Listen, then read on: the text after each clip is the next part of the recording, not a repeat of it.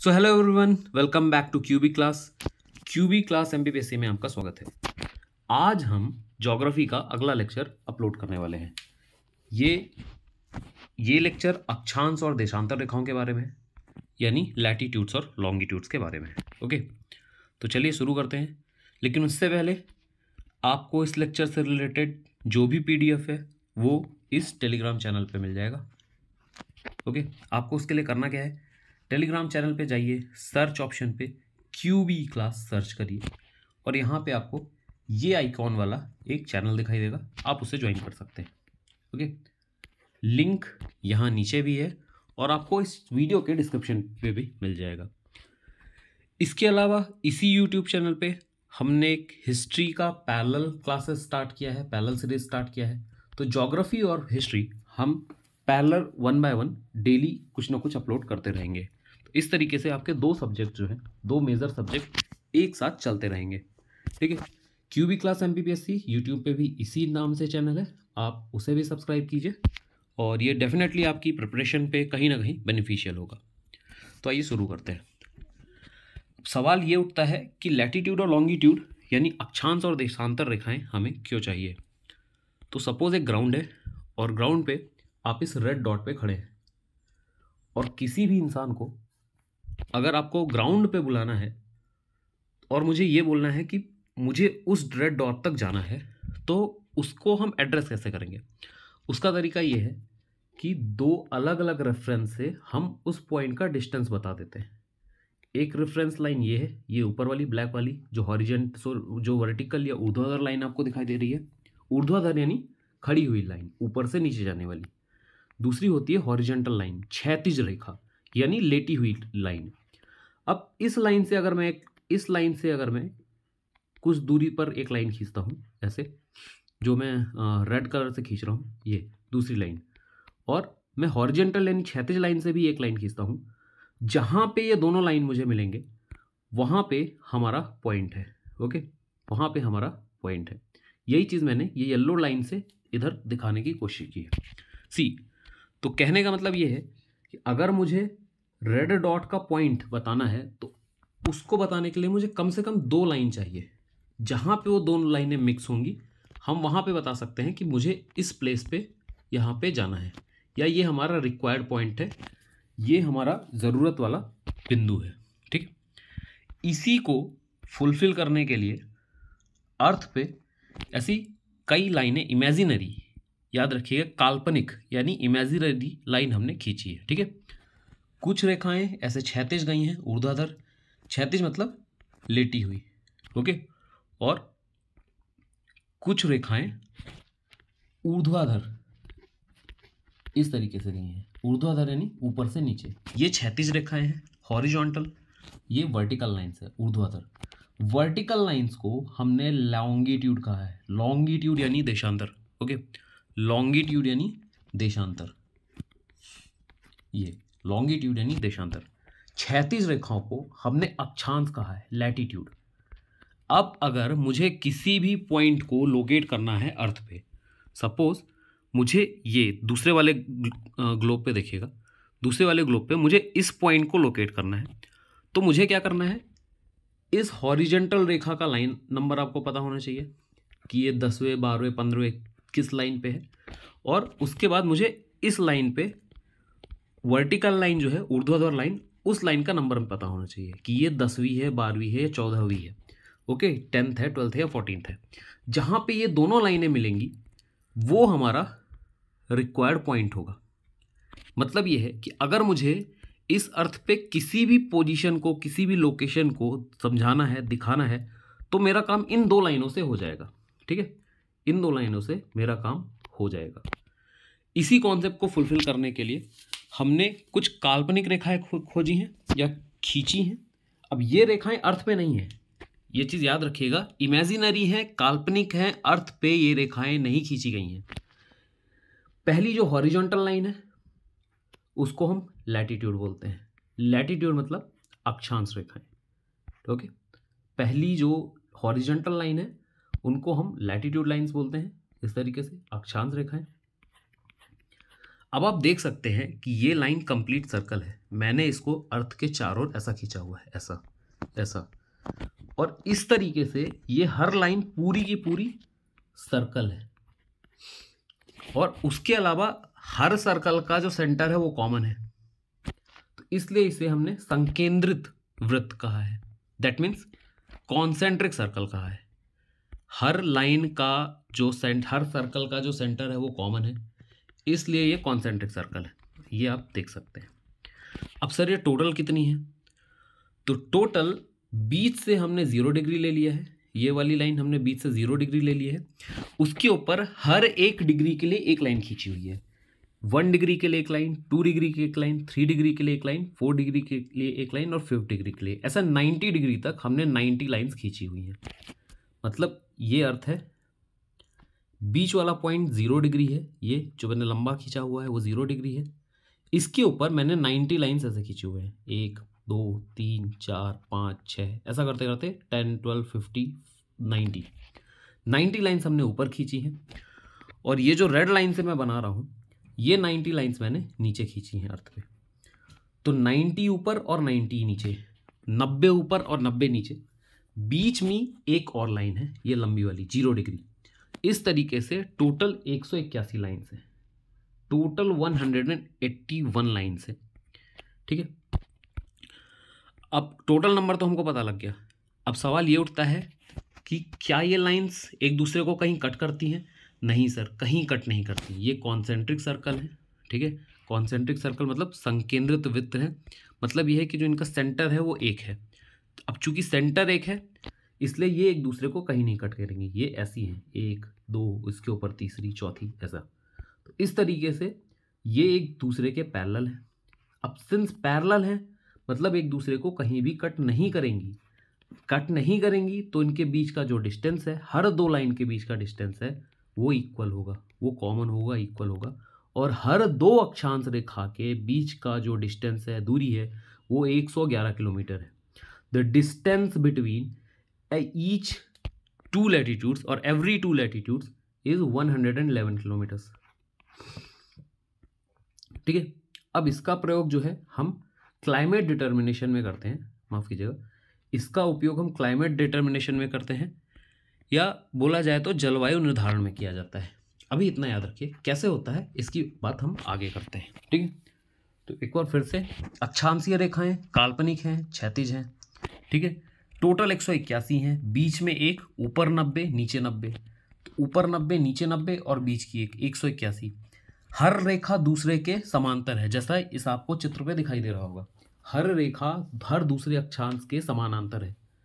इनके बीच की दूरी, हर अक्षांश के बीच की दूरी लगभग 111 किलोमीटर है। इस तरीके से 111 111 111। ओके, तो ये कुछ बेसिक इंफॉर्मेशन है जो आपको अक्षांश रेखा के बारे में पता होनी चाहिए। अब देखिए, जब मैं देशांतर रेखाओं की बात करता हूं तो देशांतर रेखाएं कौन सी हैं? वो रेखाएं जो ऊपर से नीचे चलती हैं, यानी ऊर्ध्वाधर चलती हैं। ऊपर से नीचे ऊर्ध्वाधर, ऊपर से नीचे ऊर्ध्वाधर। ऊर्ध्वाधर का मतलब है ऐसा। लेकिन इसमें अगर आप देखेंगे तो ये सारी रेखाएं, हर लाइन ऊपर नॉर्थ पोल पे मीट हो रही है। ठीक है, ये यहाँ पे नॉर्थ पोल पे हर रेखा मीट हो रही है, देखिए। और ये ऐसे रन करते हुए नीचे चली जाती है और साउथ पोल पे मीट करती है, मतलब साउथ पोल पे मिलती है। हर रेखा ऊपर नॉर्थ पोल पे मिल रही है और नीचे साउथ पोल पे मिलती है। ठीक है, ये वैसा ही है जैसे हम तरबूज को चाकू से काटते हैं तो उसके टॉप पे चाकू अंदर डालते हैं, उसके टॉप से चाकू को इंसर्ट करते हैं यहाँ से और उसको काटते हुए नीचे तक लेके आ जाते हैं, और फिर अगला स्लाइस काटना है तो आपको उसी पॉइंट से ऐसा काट के इसको बाहर निकालना है। ये उसी तरीके से ये रेखाएं भी रन करती हैं। तो अब सवाल ये उठता है कि क्या ये रेखाएं पैरेलल हैं, क्या ये समानांतर हैं? नहीं सर, ये पैरेलल नहीं है। क्यों? क्योंकि हर देशांतर रेखा उत्तरी ध्रुव और दक्षिणी ध्रुव पर, उत्तरी ध्रुव पर और दक्षिणी ध्रुव पर मिलती है। उत्तरी ध्रुव का मतलब ये ऊपर वाला पॉइंट और दक्षिणी ध्रुव का मतलब है नीचे वाला पॉइंट। ठीक है, हमने फर्स्ट वीडियो में डायरेक्शन की बात की है। ऊपर जो होता है वो उत्तर होता है, ऊपर जो होता है वो उत्तर होता है और नीचे जो होता है वो दक्षिण होता है। ठीक है, तो ऊपर का जो ध्रुव है अर्थ का जो सबसे ऊपर का बिंदु है उसको हम उत्तरी ध्रुव बोलते हैं और सबसे नीचे वाले बिंदु को हम दक्षिणी ध्रुव बोलते हैं। ठीक है, हर देशांतर रेखा उत्तर ध्रुव को दक्षिणी ध्रुव से ऐसे कनेक्ट करती है। ठीक है, तो कहने का मतलब ये है, अगर आप इन रेखाओं को देखेंगे, पहले डायग्राम को ध्यान से देखिएगा। सी, मैं इसको अलग कर देता हूँ। अब इस डायग्राम को आप ध्यान से देखिए। आप ये देखेंगे कि ये जो येलो कलर की लाइन है, ये इधर येलो कलर में है, इधर वाइट कलर में है। ये जो येलो और वाइट लाइन है, ये हर लाइन ऊपर जाते जाते एक दूसरे के पास आ जाती हैं, ऊपर से नीचे आती हैं, बीच में यहाँ कहीं इस रेखा के बाजू में यहाँ पे इनके बीच का डिस्टेंस बढ़ जाता है और फिर उसके बाद ये डिस्टेंस वापस कम होने लगता है और फिर ये नीचे जाके दक्षिणी ध्रुव पे मिल जाती है। ओके, मतलब ये है कि हर लाइन उत्तर ध्रुव पे मिलती है, ओके, और दक्षिणी ध्रुव पे मिलती है। बीच में उनके बीच का डिस्टेंस सबसे ज़्यादा होता है। उत्तरी ध्रुव पे हर रेखा के बीच का डिस्टेंस कितना होगा? 0, क्योंकि वहाँ पे तो मिल रही हैं। इसी तरीके से दक्षिणी ध्रुव में भी ये सारी रेखाएं मिल रही हैं, तो दक्षिणी ध्रुव में भी इनके बीच की जो दूरी है वो 0 होती है। ये देखिए, ये लिखा हुआ है, दो देशांतरों के बीच ध्रुवों पर न्यूनतम, दो देशांतरों के बीच की दूरी ध्रुवों पर न्यूनतम होती है। Okay, the between two longitude minimum at the pole, minimum distances at the pole. और जैसा मैंने आपको बोला कि सबसे ज़्यादा दूरी, सबसे ज़्यादा डिस्टेंस जो है वो हमको मिलेगा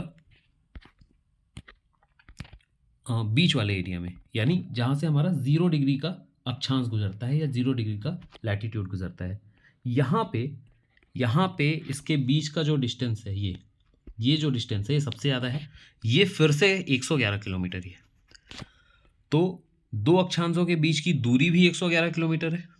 ठीक है, दो अक्षांशों के बीच की दूरी भी 111 किलोमीटर है और देशांतरों के बीच की अधिकतम दूरी जो मुझे कहाँ पे मिल रही है, ये बीच वाली लाइन पे, यानी विषुवत रेखा पर, बीच की रेखा पर 0 डिग्री अक्षांश पे, ये भी 111 किलोमीटर है।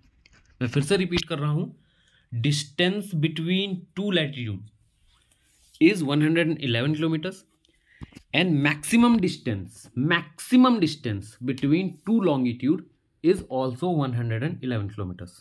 ठीक है,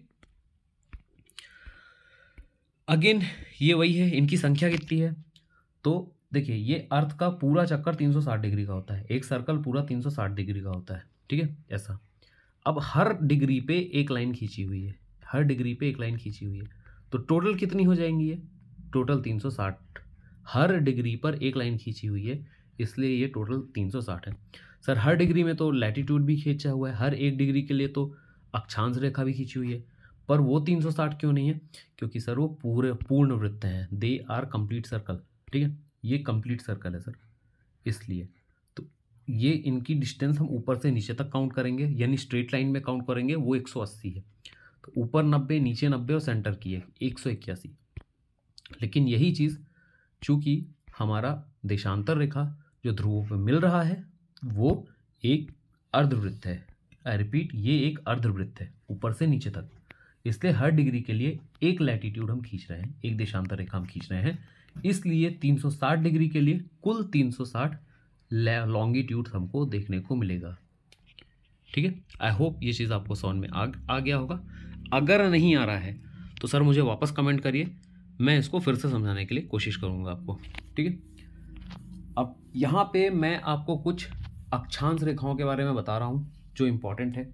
देशांतर रेखाएं जो हैं कुछ, वो मैं आपको अगले लेक्चर में कंटिन्यू करूँगा। ओके, तो जैसे मैंने बोला, ये जो बीच वाली लाइन है ये 0 डिग्री लैटिट्यूड, 0 डिग्री अक्षांश रेखा, सर ये यहाँ लिखा हुआ है 0 डिग्री, इसको बोलते हैं इक्वेटर। ठीक है, इसको बोलते हैं भूमध्य रेखा, ये बीच में लिखा है मैंने इधर, इक्वेटर भूमध्य रेखा 0 डिग्री 0 डिग्री पे, ये देखिए। इसके ऊपर 23.5 डिग्री पर एक और इंपॉर्टेंट अक्षांश रेखा है, इसको बोला जाता है ट्रॉपिकल ऑफ कैंसर, कर्क रेखा।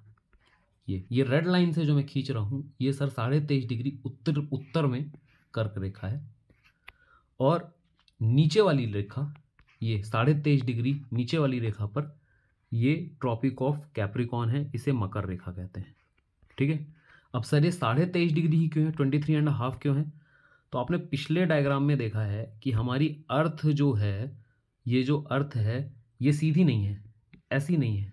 ठीक है, ये हल्की सी झुकी हुई है। इसको आइडियली कैसा होना चाहिए, ऐसा सीधा ऐसा होना चाहिए, लेकिन ये झुका हुआ है अर्थ।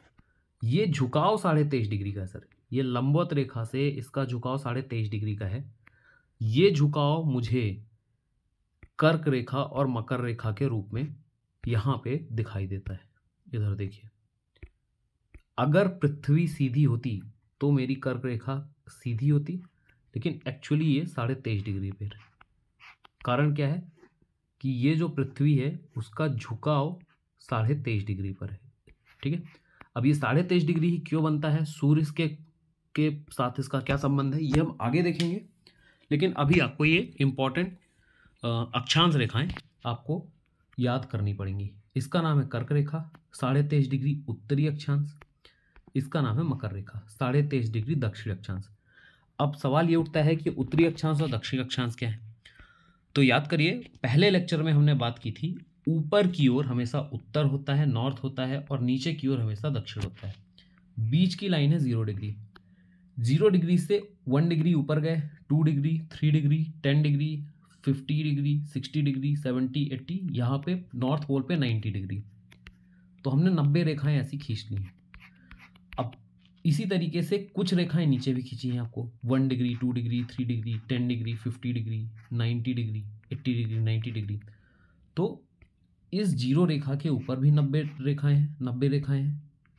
ये रेड वाली 0 डिग्री हो गई, इसके ऊपर भी 90 रेखाएं हैं ऊपर, और नीचे भी 90 रेखाएं हैं। इनको काउंट करने के लिए मैंने ऊपर वाली रेखाओं को उत्तरी अक्षांश बोला है, और ऊपर वाली अक्षांश को उत्तरी अक्षांश बोला है, नीचे जाने वाले अक्षांश रेखाओं को दक्षिणी अक्षांश बोला है। मतलब ऊपर नॉर्थ लैटिट्यूड है, नीचे साउथ लैटिट्यूड है।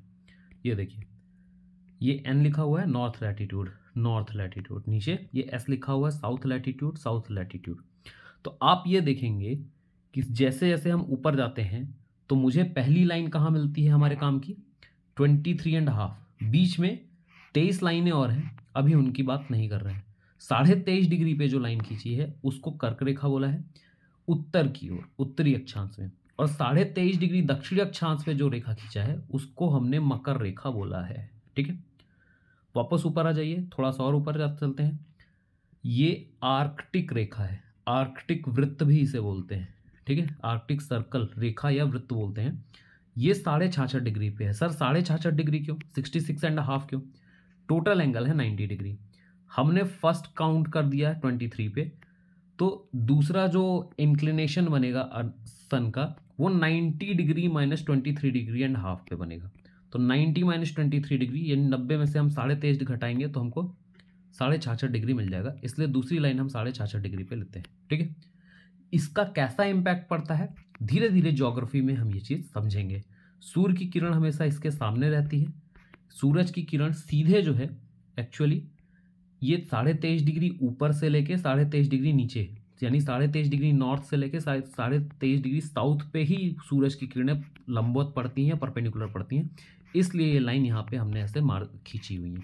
ठीक है, जैसे जैसे हम ज्योग्राफी आगे पढ़ते चले जाएंगे, हमको इन रेखाओं के सन के रिस्पेक्ट में या सूर्य के संबंध में इनका क्या काम है, क्या प्रभाव है, वो हमको सब सीखने को मिलेगा। अभी सिर्फ हमें इनकी पहचान होना ज़रूरी है। ठीक है, इसी तरीके से जब हम नीचे जाते हैं तो आपने देखा ये अंटार्कटिक सर्कल है। ये अंटार्कटिक सर्कल सर 66.5 66.5 डिग्री दक्षिण पे है। ओके, तो ये हमारी 5वीं लाइन हो गई अंटार्कटिक सर्कल। मैंने इस लिस्ट पे इसी सीक्वेंस में लिखा हुआ है जिस सीक्वेंस में ये इस डायग्राम में है। बीच में भूमध्य रेखा, उसके ऊपर कर्क रेखा 23.5 डिग्री उत्तर में, मकर रेखा 23.5 डिग्री दक्षिण में, सेंटर में इक्वेटर है, उसके ऊपर 23.5 north Tropic of Cancer, 23.5 south Tropic of Capricorn. इसके ऊपर जब हम जाएंगे तो 66.5 नॉर्थ आर्कटिक सर्कल, 66.5 डिग्री उत्तर आर्कटिक वृत्त, और 66.5 साउथ अंटार्कटिक सर्कल। 66.5 डिग्री दक्षिण अंटार्कटिक सर्कल। ये 5 नाम आपको याद रखने पड़ेंगे। आर्कटिक और अंटार्कटिक को लेके कंफ्यूज नहीं होना है, मैंने पहले भी बोला है, जो बड़ा है वो नीचे है, अंटार्कटिक का नाम बड़ा है इसलिए वो नीचे है, ठीक है, ये याद रखिएगा। तो ये कुछ महत्वपूर्ण रेखाएं हैं, अक्षांश रेखाएं। अब इसके आगे हमें ये देखना है कि ये अक्षांश रेखाएं विश्व के किन किन देशों से होकर गुजरती हैं। तो सबसे पहले हम ट्रॉपिक ऑफ कैंसर यानी इक्वेटर की बात करेंगे। देखिए ये वर्ल्ड मैप है यहाँ पे, ओके। हमने कंटिनेंट्स को आइडेंटिफाई करना पिछले लेक्चर में सीखा है। ये सबसे ऊपर वाला कंटिनेंट ये नॉर्थ अमेरिका है। आई होप आपने वो लेक्चर्स देखे हैं, अगर नहीं देखे तो इसके बाद तुरंत जाइए और देखिए ज्योग्राफी सीरीज में पहला लेक्चर। ये नॉर्थ अमेरिका है, ओके। ये दूसरा कंटिनेंट, ये जो मैं ब्लू कलर से सर्कल कर रहा हूँ, ये साउथ अमेरिका है, दक्षिणी अमेरिका। ऊपर वाला उत्तरी अमेरिका, नीचे वाला दक्षिणी अमेरिका। इसके बाद ये जो ग्रीन कलर से मैं हिस्सा कलर कर रहा हूँ, ये अफ्रीका है, ठीक है, अफ्रीका। यहाँ से ये ऊपर वाला जो पूरा पार्ट है, ये यूरोप और एशिया एक साथ मिला हुआ है, ये यूरोप और एशिया। इसमें ये हिस्सा जो मैंने बीच में लाइन खींची है, ये एक यूराल पर्वत श्रृंखला है, यूराल माउंटेन रेंज है। इसके वेस्ट में यानी पश्चिम में, ये डार्क ब्लू में जो कर रहा हूँ, ये पूरा हिस्सा यूरोप कहलाता है सर। और इसके पूर्व वाला जो हिस्सा है, जिसे मैं येलो कलर करने वाला हूँ, ये हिस्सा पूर्व में ईस्ट में जो पार्ट है, ये पूरा पार्ट एशिया कहलाता है, ठीक है। और ये आखिरी वाला जो हिस्सा है, ये पूरा एशिया है। और ये जो आखिरी वाला हिस्सा है, ये ऑस्ट्रेलिया है। तो आई होप आप यहाँ पे कंटिनेंट्स यानी महाद्वीपों को पहचानना सीख गए होंगे। अब इन लाल वाले हिस्सों पे देखिए, जिन पे रेड कलर से इन्होंने कलरिंग किया है, ये वो कंट्रीज़ हैं, वो देश हैं जहाँ से कर्क रेखा या ट्रॉपिक ऑफ कैंसर गुजरती है, ठीक है। कहाँ कहाँ से गुजरती है ट्रॉपिक ऑफ कैंसर? याद करने का तरीका ये है कि सबसे पहले आपको कंटिनेंट यानी महाद्वीप याद करने पड़ेंगे। देखिए कर्क रेखा यहाँ पे नॉर्थ अमेरिका से गुजरती है, उत्तरी अमेरिका से। उसके बाद अफ्रीका वाला हिस्सा, कर्क रेखा इससे गुजरती है। इसके बाद एशिया का ये हिस्सा जिसमें इंडिया और चाइना है, कर्क रेखा यहाँ से भी गुजरती है, ठीक है, ये पूरा हिस्सा। तो अब आपको यहाँ के देशों के नाम देखने हैं, यहाँ पे जो कंट्रीज़ हैं उनके नाम देखने हैं आपको, ठीक है। तो सबसे पहले जब कंटिनेंट याद हो जाएगा तो फिर उसके बाद मैक्सिको और बहामस, ठीक है, मैक्सिको और बहामस। तो मैक्सिको यहाँ पे है, बहामस यहाँ एक छोटा सा देश है, ठीक है, मैक्सिको और बहामस। तो बहामस यहाँ पे एक छोटा सा देश है। इसके बाद पश्चिमी सहारा, मॉरिटानिया, अल्जीरिया, माली, लीबिया और मिस्र, ठीक है। तो सबसे पहले ये कंट्री जो है, ये वाली, ये छोटा कंट्री पश्चिमी सहारा है। उसके बाद मॉरिटानिया है। उसके बाद ये बड़ा कंट्री अल्जीरिया है। उसके बाद लीबिया और ये इजिप्ट। ये 4-5 कंट्रीज़ अफ्रीका में आती हैं, ठीक है। इसके बाद देखिएगा अगली कंट्री या अगला मैप, हम एशिया में आ चुके हैं। एशिया में ये सऊदी अरब है और ये छोटा सा पार्ट, ये वाला इधर, ये छोटा सा पार्ट ये ओमान है, ठीक है। इसके बाद भारत है और चाइना है, भारत है और चाइना है, ठीक है। इसके बाद अगर आप देखेंगे तो भारत और चाइना के बाद आपको यहाँ बीच में बांग्लादेश और म्यांमार भी दिखाई दे रहा है, ठीक है। ये छोटा हिस्सा बांग्लादेश है, ये वाला हिस्सा पश्चिम बंगाल के नीचे, और ये वाला थोड़ा सा पार्ट म्यांमार पे भी है, ठीक है। तो इस तरीके से ये कंट्रीज़ के नाम या देशों के नाम आपको याद करने पड़ेंगे। इसी तरीके से आपको ये पीला वाला हिस्सा देखिए, ये पीली वाली लाइन देखिए, ये लाइन भूमध्य रेखा है यानी इक्वेटर, 0 डिग्री अक्षांश, विषुवत रेखा या भूमध्य रेखा या विषुवत रेखा, एक ही नाम है। इंग्लिश में 0 डिग्री लैटीट्यूड या इक्वेटर बोलते हैं। ये इक्वेटर भी किन किन कंटिनेंट से पास हो रहा है पहले हमको वो देखना है। तो कंटिनेंट के नाम देखिए। सबसे पहले दक्षिणी अमेरिका। सर क्वेश्चन है, क्या ये उत्तरी अमेरिका से इक्वेटर पास होता है? आंसर है नहीं, उत्तरी अमेरिका से सिर्फ कर्क रेखा पास हो रहा है। इसके बाद ये ब्राज़ील, दूसरा ये हरा वाला जो बड़ा सा देश आपको लाइट ग्रीन कलर में हल्के हरे में दिखाई दे रहा है, ये पूरा ब्राज़ील है, तो ये ब्राज़ील से पास हो रहा है। इसके बाद ये अफ्रीका के बीच से पास होता है और फिर उसके बाद ये यहाँ मलेशिया वाले इलाके से चाइना में पास होता है। ठीक है, तो आपको कंटिनेंट पता लग गए, दक्षिणी अमेरिका, अफ्रीका के बीच से और एशिया से। ठीक है, कौन कौन से वो कंटिनेंट्स हैं, महाद्वीप हैं, जिसमें से कर्क रेखा पास नहीं होती या गुजरती नहीं है? देखिए, यूरोप से नहीं गुजर रही है, उत्तरी अमेरिका से नहीं गुजर रही है और ऑस्ट्रेलिया से नहीं गुजर रही है। इसी तरीके से वो कौन कौन से महाद्वीप हैं जहां से कर्क रेखा पास नहीं हो रही है? ठीक है, कर्क रेखा दक्षिण अमेरिका से नहीं पास हो रही है, ऑस्ट्रेलिया से पास नहीं हो रही है और यूरोप से पास नहीं हो रही है। ठीक है, भूमध्य रेखा कहाँ कहाँ से पास नहीं हो रही है? उत्तरी अमेरिका से नहीं हो रही है, यूरोप से नहीं हो रही है और ऑस्ट्रेलिया से नहीं हो रही है। ठीक है, तो किस महाद्वीप से कौन सी रेखा गुजरती है, पास होती है, किससे नहीं होती है, ये इस तरीके से आप इस मैप के थ्रू याद कर सकते हैं। तो सबसे पहले आपको कंटिनेंट के नाम याद होने चाहिए। जब कंटिनेंट का नाम याद हो जाए उसके बाद फिर आप देश या कंट्रीज के नाम याद करने की कोशिश करिएगा। जब तक महाद्वीपों के नाम याद नहीं होंगे तब तक देशों के नाम आपको याद करना मुश्किल है। ठीक है, इसी तरीके से मकर रेखा, ये मकर रेखा है जो गहरे हरे रंग में या डार्क ग्रीन कलर में जो आपको दिखाई दे रहा है, ये मकर रेखा है, ये जिससे मैं रेड कलर की लाइन खींच रहा हूं। अब मकर रेखा कहां से जा रही है सर? दक्षिणी अमेरिका से, अफ्रीका के दक्षिणी क्षेत्र से और ऑस्ट्रेलिया से। स्टेटमेंट नंबर 1, क्या मकर रेखा यूरोप से जा रही है? नहीं। क्या मकर रेखा एशिया में है? नहीं है सर। उत्तरी अमेरिका में भी नहीं है। तो अब देखिए, मकर रेखा सिर्फ 3 कंटिनेंट से या महाद्वीपों से गुजर रही है। उनके देश आप यहाँ पे देख सकते हैं। ठीक है, इनके देश आप यहाँ पे देख सकते हैं। ये मैंने कर्क रेखा के देशों के नाम बता दिए हैं आपको, ये उत्तरी अमेरिका, अफ्रीका और एशिया। ठीक है, इसी तरीके से ये इक्वेटर के भी देश हैं। ठीक है, इक्वेटर यानी भूमध्य रेखा या विषुवत रेखा। विषुवत रेखा में यहाँ पे इक्वाडोर है। ओके, इक्वाडोर और कोलंबिया है। ये इक्वाडोर और कोलंबिया है, इधर इक्वाडोर है, कोलंबिया है और उसके बाद ये ब्राज़ील से जाती है। इसी तरीके से ये इधर कॉन्गो, तंजानिया और केन्या से होके जाती है। ओके, फिर यहाँ पे ये मलेशिया से होकर जाती है। ये रेखा एशिया में मलेशिया से होकर जाती है। ठीक, कुछ और भी नाम हैं, जैसे यहाँ पे साओ टोम प्रिंसेप है और युगांडा है, तो ये भी याद कर लीजिएगा। साओ टोमो प्रिंसेप जो है वो आपको पश्चिमी अफ्रीका में मिलता है।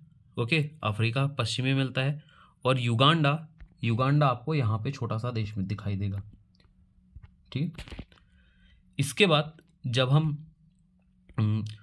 मकर रेखा की बात करते हैं या इक्वेटर ट्रॉपिक ऑफ कैप्रिकॉर्न की बात करते हैं, तो यहाँ पे भी कुछ कंट्रीज़ के मैंने नाम दिए हुए हैं, जैसे साउथ अफ्रीका से चिली, अर्जेंटीना, पराग्वे और ब्राज़ील से पास होती है। ठीक है, तो ये चिली है, ये जो किनारे वाली लंबी सी मिर्ची जैसी जो देश है ये चिली है।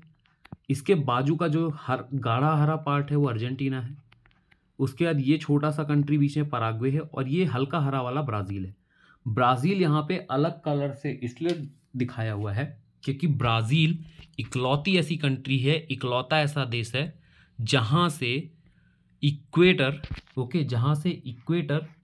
और ट्रॉपिक ऑफ कैप्रिकॉर्न यानी विषुवत रेखा और मकर रेखा दोनों गुजरते हैं, इसलिए ब्राज़ील को अलग रंग से दिखाया गया है। I repeat, Brazil is the only country through which tropic of Capricorn and tropic of equator, please इधर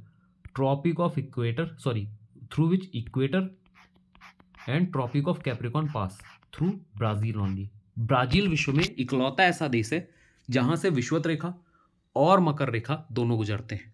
ठीक है, मकर रेखा और किन देशों से गुजरता है? तो यहाँ पे आपको नामीबिया मिल जाएगा, बोत्सवाना मिल जाएगा, दक्षिणी अफ्रीका मिल जाएगा। ठीक है, ये देश, ये हिस्सा है, ये वाला देश मेडागास्कर है, और ये वाला जो किनारे वाला पार्ट है इसको मोजाम्बिक बोलते हैं।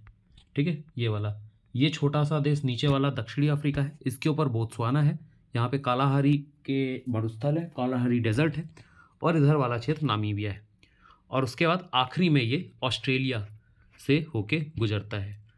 तो ये सारी चीज़ें, ये मैप को एक बार ध्यान से देखिए। ठीक है, और स्क्रीनशॉट आप चाहें तो ले सकते हैं इस मैप का।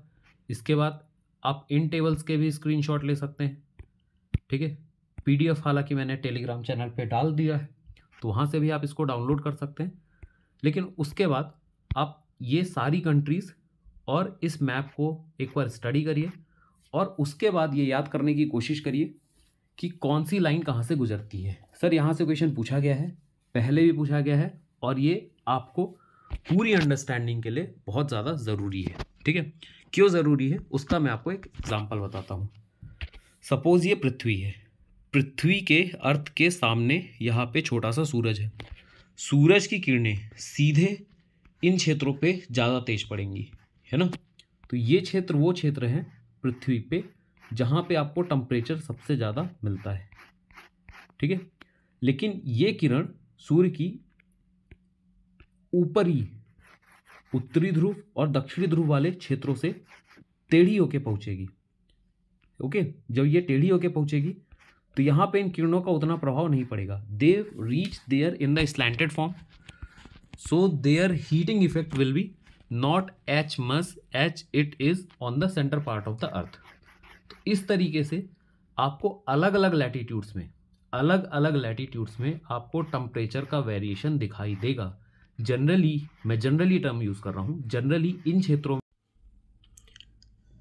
तो जनरली ये रीज़न जो है वो सन के डायरेक्ट इन्फ्लुएंस में रहता है।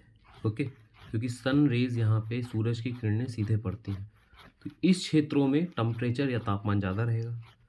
और इन क्षेत्रों में, ये जो पीले रंग से मैं करने की कोशिश कर रहा हूँ, इन क्षेत्रों में आपको बर्फ़ दिखाई देगी। क्यों? क्योंकि तापमान जो है वो कम है, सूरज की किरणें तिरछी जाती हैं, सूरज की किरणें स्लैंटेड कंडीशन पे पहुँचती हैं। उधर स्लैंटेड कंडीशन पे पहुँचेंगी तो उनका इफ़ेक्ट कम होगा, ज़्यादा डिस्टेंस ट्रैवल कर रही हैं। ओके, तो यहाँ पे आपको टेम्परेचर कम दिखेगा, साल भर इधर टेम्परेचर कम है, तो यहाँ पे बर्फ़ पाई जाती है। जैसा कि आपको पता है कि आर्कटिक मतलब उत्तरी ध्रुव वाले क्षेत्रों में और यहाँ पे अंटार्कटिका में बर्फ़ मिलती है, उसका कारण यही है। तो अगर मुझे अक्षांशीय स्थिति से ये बताना पड़े कि सर बर्फ़ कहाँ मिलती है, तो बर्फ़ कहाँ मिलती है?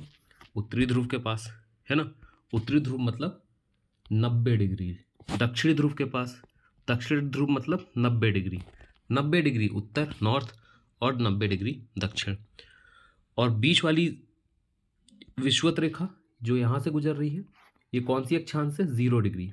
ठीक है, तो ये कम अक्षांशीय रेखाएं हुई, ये छोटी अक्षांशीय रेखाएं हुई, और यहाँ पे हायर लैटिट्यूड्स बोलते हैं हम इनको, उच्च अक्षांशीय रेखाएं। ये निम्न अक्षांशीय रेखाएं 0 डिग्री छोटी संख्या है, इसलिए इसको निम्न अक्षांशीय रेखा बोलते हैं। जैसे जैसे हम ऊपर जाएंगे, ये 0 डिग्री से नीचे जाएंगे, ये आपकी उच्च अक्षांशीय रेखाएं आपको मिलने लगेंगी। ठीक है, ये वाली हायर लैटिट्यूड्स कहलाएंगे ये वाले, और ये बीच वाले लोअर लैटिट्यूड्स कहलाएंगे। तो लोअर लैटिट्यूड्स पे या निम्न अक्षांशीय रेखाओं पे हमारा तापमान ज़्यादा होता है। ओके, और उच्च अक्षांश पर यानी 80 डिग्री 90 डिग्री उत्तर या 80 डिग्री 90 डिग्री दक्षिण पे हमारा तापमान कम होता है। आई रिपीट, लोअर लैटिट्यूड्स पे टेम्परेचर ज़्यादा होगा और हायर लैटिट्यूड्स पे टेम्परेचर कम होगा। आई होप आपको ये चीज़ समझ में आ रही होगी। तो अगर हमें टेम्परेचर या तापमान का निर्धारण करना है और हमें बताना है कि कहाँ पे कौन सा तापमान है ना, कहाँ पे ज़्यादा है, इन क्षेत्रों पे थोड़ा ज़्यादा मिलेगा। इन क्षेत्रों पे थोड़ा ज़्यादा तापमान मिलेगा, ये जो लाल वाला क्षेत्र है ना। इसके बाद ये जो पीला वाला क्षेत्र है, ऊपर और नीचे, ऊपर और नीचे, यहाँ पे हमको तापमान कम दिखाई देगा। और इनके बीच का जो क्षेत्र है, ये ब्लू, ये जो ब्लू लाइन हो गई, ये वाली, यहाँ पे हमको तापमान इन दोनों के बीच की स्थिति में मिलेगा। ओके, मिडिल कंडीशन वाला हमको तापमान मिलेगा, टेम्परेचर मिलेगा, ना तो बहुत ज़्यादा गर्म, ना बहुत ज़्यादा। तो आप ये देख सकते हैं कि रेड वाले पे टेम्परेचर ज़्यादा है। इस क्षेत्र को उष्णकटिबंधीय क्षेत्र बोलते हैं। ये अब उष्णकटिबंधीय क्षेत्र मुझे कहाँ से कहाँ तक मिलेगा? ऊपर कर्क रेखा से, ठीक है, ऊपर कर्क रेखा से नीचे मकर रेखा तक, ट्रॉपिक ऑफ कैंसर से ट्रॉपिक ऑफ कैप्रिकॉर्न के बीच तक, ठीक है। ट्रॉपिक ऑफ कैप्रिकॉर्न के ऊपर का रीजन जो है, जो थोड़ा सा ठंडा है, बहुत ज़्यादा ठंडा नहीं है, ये ब्लू वाला, ठीक है, जहाँ बर्फ़ नहीं मिल रही है लेकिन वो थोड़ा बहुत ठंडा है, ठीक है, इसको शीतोष्ण कटिबंधीय बोलते हैं, टेम्परेट रीजन। ये कहाँ से मिलेगा सर? ये मिलेगा आपको ऊपर कर्क रेखा से आर्कटिक रेखा के बीच में, ठीक है, कर्क रेखा से आर्कटिक रेखा के बीच में, यानी ये वाला क्षेत्र, मैं इस क्षेत्र की बात कर रहा हूँ, ये कर्क रेखा से आर्कटिक क्षेत्र और मकर रेखा से अंटार्कटिक रेखा के मध्य में, ठीक है, आर्कटिक सर्कल से या आर्कटिक लाइन से ट्रॉपिक ऑफ कैंसर पे और नीचे ट्रॉपिक ऑफ कैप्रिकॉर्न से अंटार्कटिक लाइन पे। ये रीजन आपका कहलाएगा टेम्परेट रीजन, इंग्लिश में, हिंदी में शीतोष्ण कटिबंधीय, ठीक है। और ये जो ऊपर का ये फ्रिजिड जोन लिखा हुआ है, ये वो क्षेत्र है जहाँ पे टेम्परेचर सबसे कम है। ये क्षेत्र कहलाता है शीत कटिबंधीय। शीत यानी ठंडा, कटिबंधीय यानी किसी चीज़ को बांध देना, तो हमने क्षेत्र निर्धारित कर दिया है शीत कटिबंधीय। ये पीला वाला हो गया है शीत कटिबंधीय, ठीक है, नीला वाला हो गया है शीतोष्ण कटिबंधीय, और बीच वाला जो लाल वाला है ये हो गया है उष्ण कटिबंधीय, ठीक है। आपको ये नाम भी याद होने चाहिए, ठीक है। इंग्लिश में बीच वाले को बोलते हैं ट्रॉपिक रीजन या टॉरिड रीजन, ट्रॉपिकल या टॉरिड दो नाम है। इसके ऊपर के क्षेत्र टेम्परेट रीजन है और सबसे ऊपर वाले क्षेत्र रीजन या तो पोलर रीजन कहलाते हैं या फ्रिजिड रीजन कहलाते हैं। फ्रिजिड मतलब हमेशा यहाँ पे फ्रीजिंग आपको मिलेगी, इसलिए फ्रिजिड बोला है, ठीक है। तो इस तरीके से ये जो हमने इंपॉर्टेंट लैटिट्यूड्स देखे हैं, इनके थ्रू हम किसी भी जगह का तापमान बता सकते हैं। तापमान बता सकते हैं तो इसका मतलब ये है कि हम इस जगह का क्लाइमेट या जलवायु बता सकते हैं। तो हम वापस पहली स्लाइड में आएंगे जहां हमने लिखा था कि लैटिट्यूड्स जो हैं वो क्लाइमेट डिटर्मिनेशन में यूज़ हो रही हैं, ठीक है। मतलब अक्षांश रेखाओं का जो उपयोग है वो हम जलवायु निर्धारण में कर रहे हैं, ठीक है। जलवायु निर्धारण से सीधा सीधा मतलब ये है कि हमने ये देख लिया है कि कहाँ पे टेम्परेचर ज़्यादा है, ठीक है, और कहाँ पे टेम्परेचर कम है। आई होप ये चीज़ आपको समझ में आ रहा होगा। अगर नहीं आई है तो वापस मुझे कमेंट पे बताइए, ठीक है।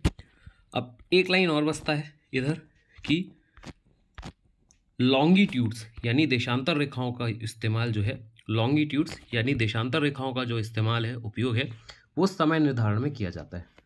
ये एक पूरा बड़ा टॉपिक है, इसके लिए मैं आपको एक सेपरेट लेक्चर प्रोवाइड कराऊंगा, कैसे लॉन्गिट्यूड्स टाइम को अफेक्ट करता है।